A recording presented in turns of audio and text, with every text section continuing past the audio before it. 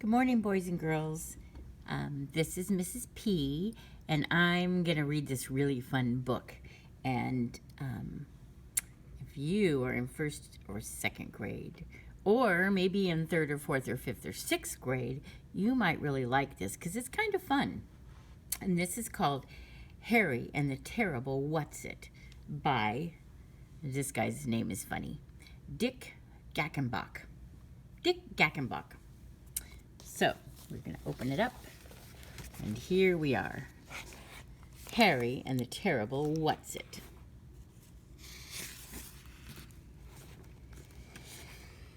I knew there was something terrible down in the cellar. I just knew because the cellar was dark and damp, and it smelled. That's usually a good indication there's some weird stuff down there. "Don't go down there," I told my mother. "Why?" she asked. "There's something terrible down there." "I have to go down in the cellar," she said. "We need a jar of pickles." Okay. She never believes me. I waited and waited and waited at the cellar door, and she never came back up. He doesn't want to go down there. Someone had to do something, so I took a broom and went down the cellar steps. And it was very black and gloomy, and it smelled.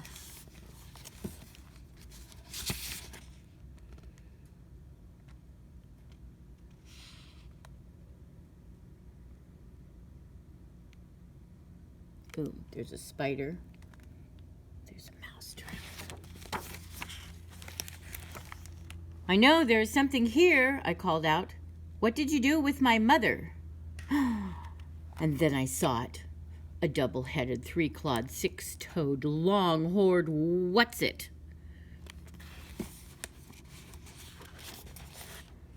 It was hiding behind the furnace. Oh my gosh.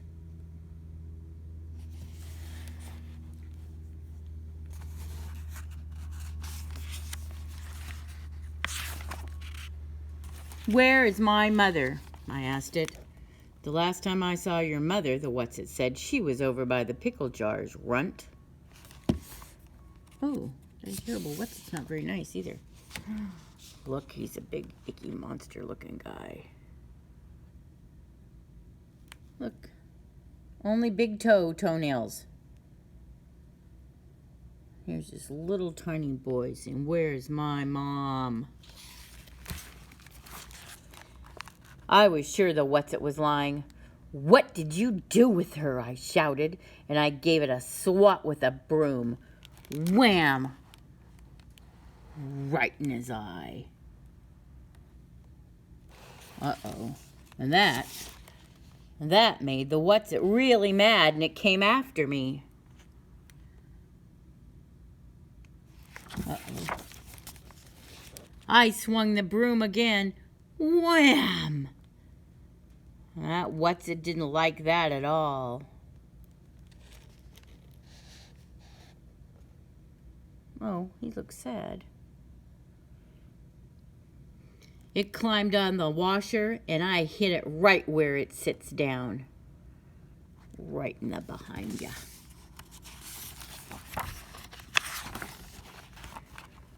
I noticed the Whatzit was getting smaller, and when I pulled its tail, hey, it got even smaller. Look at, he's really pulling that tail too, boy. Now the Whatzit was down to my size. "Okay, you better tell me what you did with my mother," I said, "or else." "Kid, you're crazy," the Whatzit answered.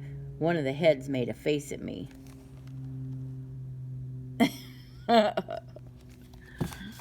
The smaller he gets, the less scary he is, huh? Let's see what happens.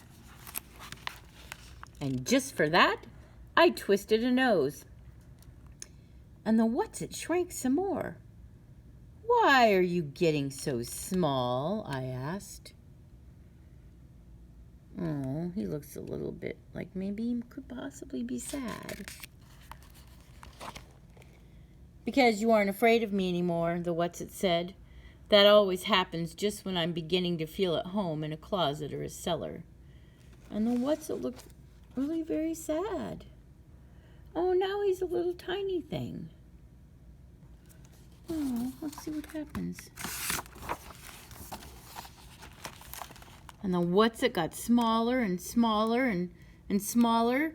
And just when it was about the size of a peanut, I called out, "Try Sheldon Parker's cellar next door. He's afraid of everything."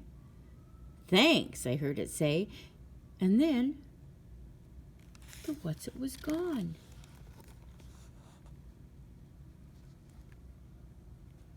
He's smaller than a mouse. Poor Sheldon Parker. The Whatzit disappeared before it could tell me what it had done to my mother. I looked in the washer. She wasn't in there. I looked behind some boxes.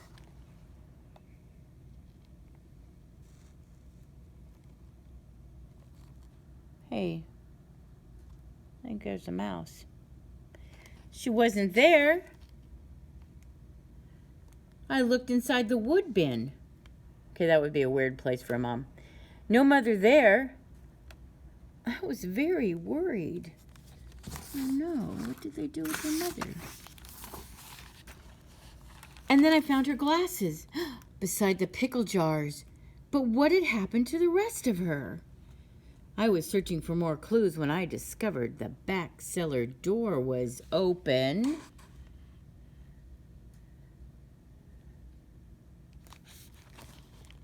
I looked outside, and there in the sunlight,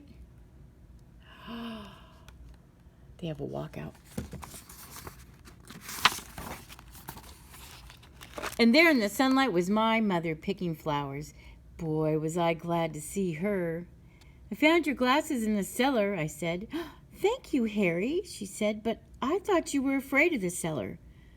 "Not anymore," I answered. "The Terrible Whatzit's gone. I chased it away with the broom."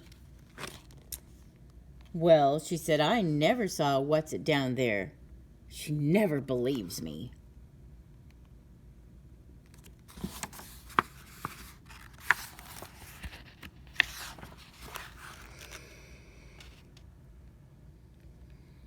I helped her carry the pickles into the kitchen where she gave me some milk and cookies.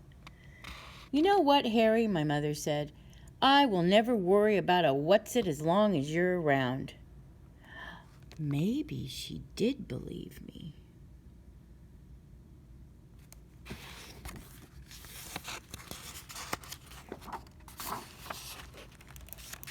Okay, look at this first. Arg! I think that's Sheldon's house. Later, I heard an awful yell coming from the house next door. And I'll just bet that Sheldon looked in his cellar. And that's the end. Harry and the Terrible Whatzit. Always a fun time. We're going to have to read more of his books. Okay, bye-bye for now.